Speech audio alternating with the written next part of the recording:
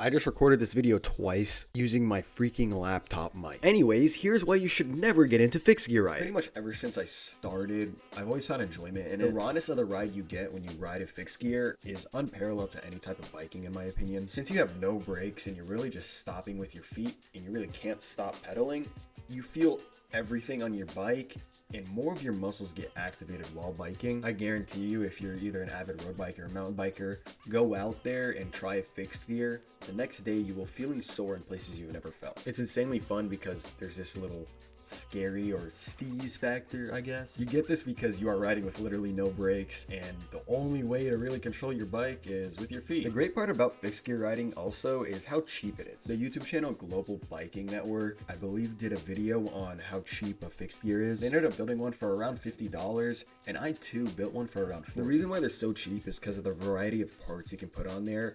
You can pretty much put modern 2024 parts on a bike that's from 1980. You don't have to worry about brake lines not fitting. You don't have to worry about your derailleur working with your cassette. You can pretty much use any type of axle that you want except through axle. Well, unless your bike comes with a through axle. I've put modern day aero wheels on a bike from, probably the early 2000s. The customizability is endless because there really is no constraints.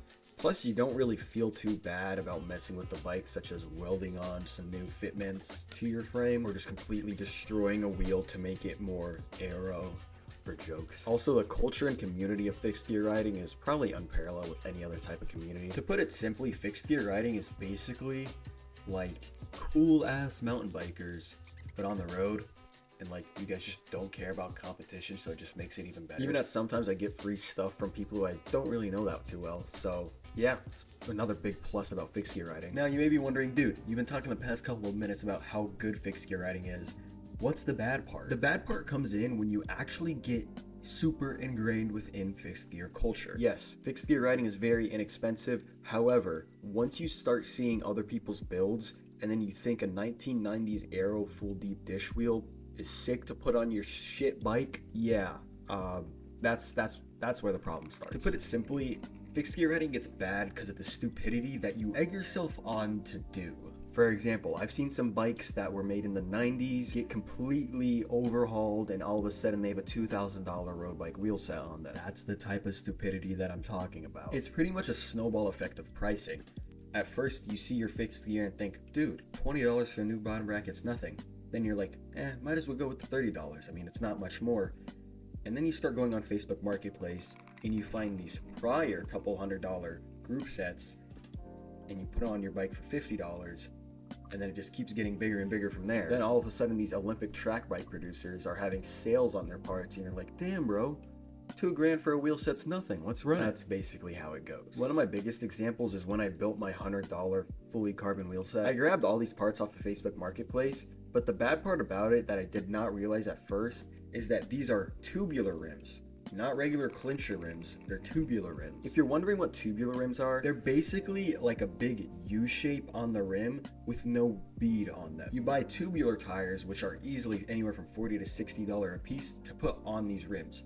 How you attach them to the rims is you grab some tubular tape, which is $20 a piece at least, and you tape it around there, then you put your tire on there. Again, this is a massive hidden cost of fixed gear riding. You spend money on parts that you think are sick and cheap, but then it comes and bites you in the butt later. Once you start actually dailying this fixed gear build that you are building, that's where the horrible part comes in. Fixed gear riders are notorious for absolutely destroying or abusing their bike. And if you're buying road bike specific parts for a fixed gear, most of the time they will not last because these road bike specific parts were just engineered to go forward, go flat. They're not engineered to bunny hop or do a full cab on. So definitely do not daily your fixed gear build. Daily probably a commuter fixed gear. The bad thing about these fixed gear builds is you're not going to just replace that part that you break with the part that you already have. Now that the part is broken, you're going to replace it with a part that probably costs 2 times, if not 3 times more, because you want your bike to weigh less. And fixed gear riders have a really hard time understanding that your bike is already light as shit. It does not need to be even lighter. My frame on my fixed gear build isn't even fully carbon,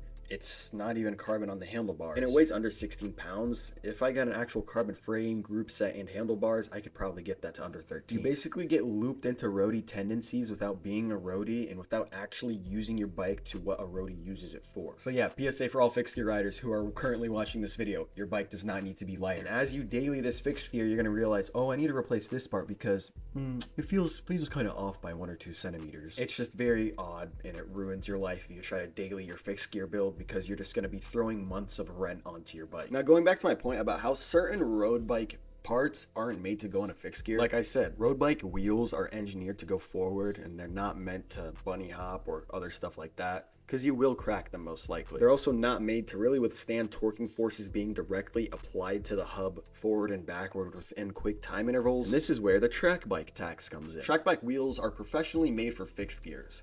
They're made for professional fixed gears, such as the ones used in the Olympics. A lot of these street fixed gear riders do get their hands on them, and they last a while. I've seen them last 20 years, and they look pretty much brand new, such as these 3-spoked head rims. And people charge for them. They hold their value really well, surprisingly. I've seen some really old 3-spoked wheels go for a couple $100. Once you get into the track bike side of things for your fixed gear, you're basically long gone, and there's nothing going back. It's gonna be really hard for you to go back and, recoup some of the money you lost. But I bet your bike probably already cost $5 grand for a fixed gear, which you'll probably be able to sell for $200 if lucky. I have not yet reached the actual track bike phase of fixed gear riding. This may be due to the fact that I don't have the money to quite do it yet, or I'm just somewhat financially responsible. And this leads on to the stupidity of some of the builds I've seen. I've seen some 80s frames, like stuff you find in the dumpster. They have these wheels that cost $5 grand. You get a fully deep dish carbon wheel on the back, then you get a 3-spoked head wheel on the front. Some of these builds are just plain stupid. Like, I think they're cool. This is what most of these fixed gear riders get. They get brainwashed into thinking they're cool after being in the scene for a few years. To each his own. I personally believe they are cool because I've probably been brainwashed. But you spend so much money on a bike that does not need to have this much money spent on it. You're probably running a straight carbon steel frame from the 80s, but then you just decide to put the most Aero 2024 track bike wheels on your bike. It's surely some insanity, and then you get into trick part of it. Hopefully you do not destroy these wheels, because you'll be crying for the next 10 years. But to put it simply, I personally love fixed gear riding. You get a big variety of people coming in and out of fixed gear riding. It's very fun to do, but definitely stay away from it if you want to keep your pockets intact. You might be going into it at first thinking, dude, that'll never be me.